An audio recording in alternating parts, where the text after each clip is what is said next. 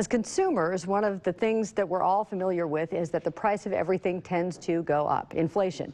But now the threat of higher inflation is causing problems for the stock market. U.S. Bank Senior Vice President Mike Denneman is here with Business Courier publisher Jamie Smith with why inflation is a worry and why it matters to the market. Gentlemen.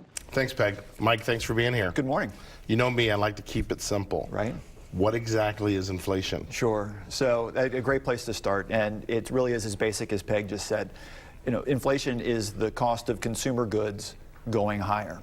And so it doesn't really matter what it is, a car, an iPhone, a pair of socks. Pretty much everything costs more today than it did 5 years ago or 10 years ago. And so that is inflation. It's measured by something called the Consumer Price Index, or CPI, which is it's calculated by the Bureau of Labor Statistics. And essentially what they do is look at a basket of consumer goods, thousands of them, from very high-priced items down to the smallest item.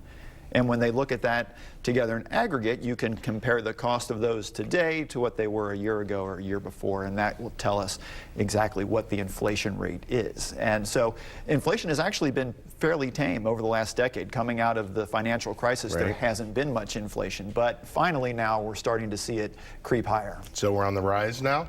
Yes, we are on the rise. I guess to put it in context, over the long haul, CPI in the United States has averaged about 3% a year. Last year was the first year since 2012 that we got above 2%.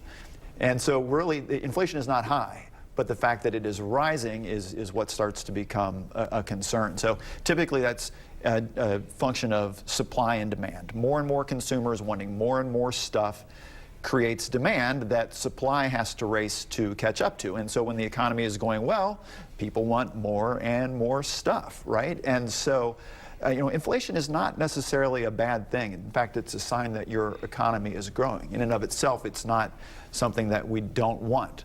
But it's a tightrope. We also don't want too much of it, right? And so inflation isn't necessarily high, but the fact that it's growing is becoming the concern. I was going to say, do you see this rise as a problem for Cincinnati market right now? Well, so what the big concern is for the stock market. You know, we're aware that right now it's going through somewhat of a rough patch, and a lot of that can be tied back to this increased inflation. Reason being is that the stock market really does not like higher interest rates. And so, okay, how did I get from high inflation to high interest rates, right? Well, one of the Fed's primary jobs is to keep inflation under control. And the way that they do that is by increasing interest rates. So the idea is if rates are higher, consumers will spend less. So especially if you have to borrow to do it. Maybe you're not going to go out now and buy that new car or the new house. And from there it snowballs. If you don't buy your new house, then you're not buying a new sofa or curtains and so on and so forth. So rising rates help to keep prices down, but at the same time, the stock market doesn't like the rising rates. So it's all interconnected there. So we're getting more and more headlines about increased inflation. That tells us that the economy is strong. Also makes it more likely that the Fed will raise rates, and that in turn is scaring the stock market. So I'll just keep listening to you.